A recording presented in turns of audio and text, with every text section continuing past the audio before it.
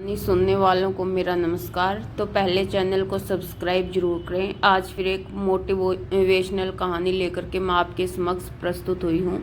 हमारी कहानी का शीर्षक है होनी का कमाल या होनी बहुत बलवान होती है। ठीक है, जो मनुष्य की किस्मत में जो लिखा हुआ है वो होता है। तो सुनो। अभिमन्यु के पुत्र राजा परीक्षित थे।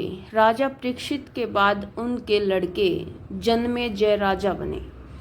एक दिन जन्मेजय वेदव्यास जी के पास बैठे थे।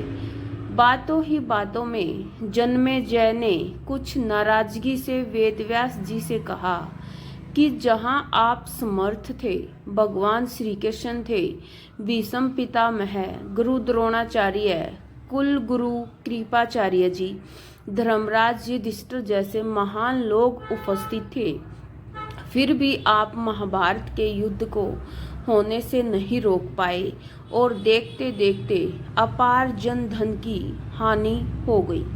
यदि मैं उस समय रहा होता तो अपने पुरुषार्थ से इस विनाश को होने से बचा लेता।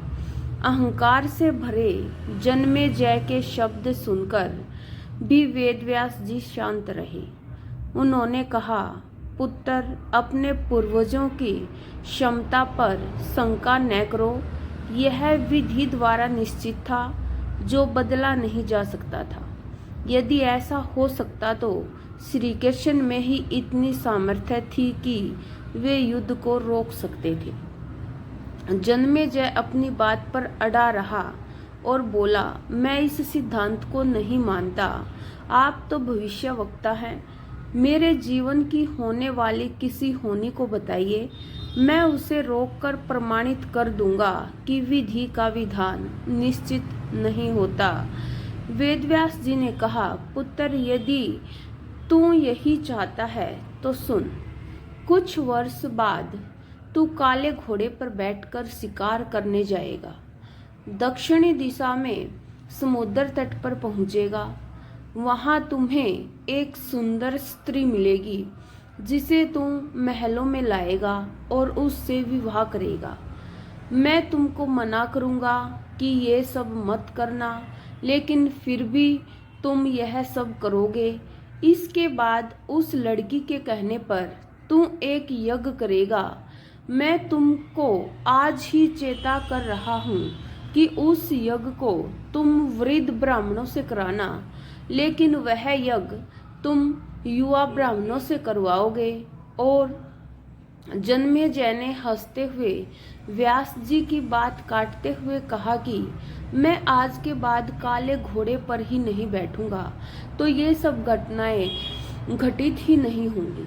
व्यास जी ने कहा कि ये सब होगा, और अभी आगे की सुन।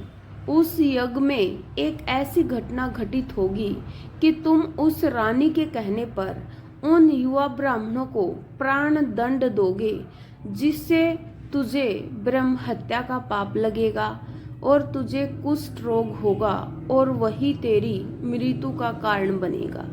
इस घटनाक्रम को रोक सको तो रोक लो। वेदव्यास जी की बात सुनकर जन्मेजय ने एहतियातवश शिकार पर जाना ही छोड़ दिया, परंतु जब होनी का समय आया तो उसे शिकार पर जाने की बलवती इच्छा हुई। उसने सोचा कि काला घोड़ा नहीं लूंगा, पर उस दिन उसे अस्तबल में काला घोड़ा ही मिला। तब उसने सोचा कि मैं दक्षिण दिशा में नहीं जाऊंगा, परंतु घोड़ा अनियंत्रित होकर दक्षिण दिशा की ओर गया और समुद्र तट पर पहुंचा। वहां पर उसने एक सुंदर स्त्री को देखा और उस पर मोहित हुआ। जन्मेजय ने सोचा कि इसे लेकर महल में तो जाऊंगा, लेकिन शादी नहीं करूंगा, परंतु उसे महल में लाने के बाद उसके प्यार में पड़कर उससे विवाह भी कर लिया। फिर रानी के कहने से जन्मेजय द्वारा यज्ञ भी किया गया और उस यज्ञ में युवा ब्राह्मण ही रखे गए। किसी बात पर युवा ब्राह्मण रानी पर हंसने लगे। रानी क्रोधित हो गई और रानी के कहने पर राजा जन्मेजय ने उन्हें प्राणदंड की सजा दे दी। फलस्वरूप उसे कोढ़ हो गया। यानी कि होनी को कौन टाल सकता है? ये उसका अहंकार था जो अब उसकी आंखों के समक्ष टूट रहा था। अब जन्मेजय बात को याद करके घबरा गया और तुरंत व्यास जी के पास पहुंचा और उनसे जीवन बचाने के लिए प्रार्थना करने लगा। वेदव्यास जी ने कहा कि एक अंतिम अवसर तेरे प्राण बचाने का और देता हूँ। मैं तुझे महाभारत में हुई घटना को सुनाऊंगा जिसे तुझे बहुत ही श्रद्धा और विश्वास के साथ सुनना है। इससे तेरा कोढ़ मिटता जाएगा। परंतु यदि किसी भी प्रसंग पर तूने अविश्वास किया तो मैं महाभारत का प्रसंग रोक दूंगा और फिर मैं भी तेरा जीवन नहीं बचा पाऊंगा। याद रखना, अब तेरे पास यह अंतिम अवसर है। अब तक जन्मेजय को व्यास जी की बातों पर पूरा विश्वास हो चुका था, इसीलिए वह पूरी श्रद्धा और विश्वास से कथा सुनने की तैयारी करने लगा। व्यास जी ने कथा आरंभ की और जब भीम के बल के वे प्रसंग सुनाए जिसमें भीम ने हाथियों को सूंडों से पकड़कर उन्हें अंतरिक्ष में उछाला, वे हाथी आज भी अंतरिक्ष में घूम रहे हैं, तब जन्मेजय अपने आप को रोक नहीं पाया और बोल उठा कि ये कैसे संभव हो सकता है, मैं नहीं मानता। व्यास जी ने महाभारत का प्रसंग रोक दिया और कहा कि पुत्र, मैंने तुझे कितना समझाया कि अविश्वास मत करना, परंतु तुम अपने स्वभाव को नियंत्रित नहीं कर पाए क्योंकि यह होनी द्वारा निश्चित था। फिर व्यास जी ने अपनी मंत्र शक्ति से आह्वान किया और वे हाथी पृथ्वी की आकर्षण शक्ति में आकर नीचे गिरने लगे। तब व्यास जी ने कहा, यह मेरी बात का प्रमाण है। जितनी मात्रा में जन्मेजय ने श्रद्धा विश्वास से कथा श्रवण की, उतनी मात्रा में वह उस कुष्ठ रोग से मुक्त हुआ, परंतु एक बिंदु रह गया और वही उसकी मृत्यु का कारण बना। तो कैसी लगी ये मेरी कहानी?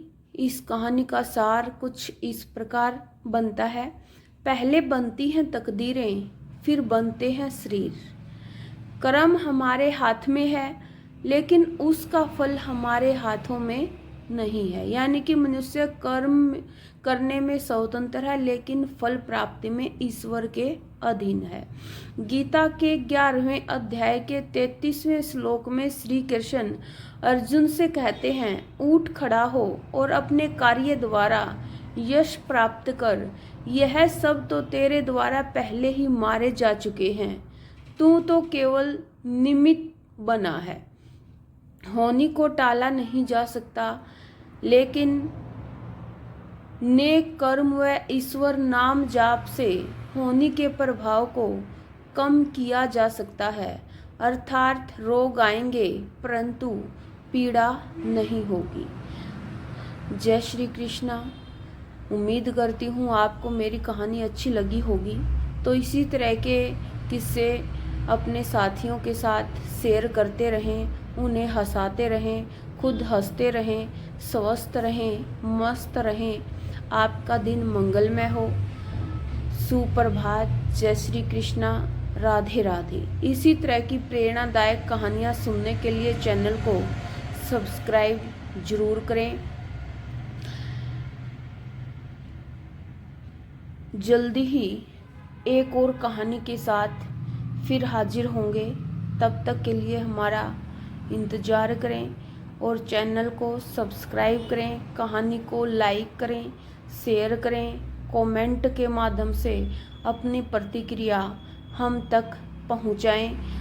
तो इन्हीं शब्दों के साथ अब मैं अपनी कहानी को विराम देती हूं। उम्मीद करती हूं आपको अच्छी लगी होगी। जय हिंद, जय भारत।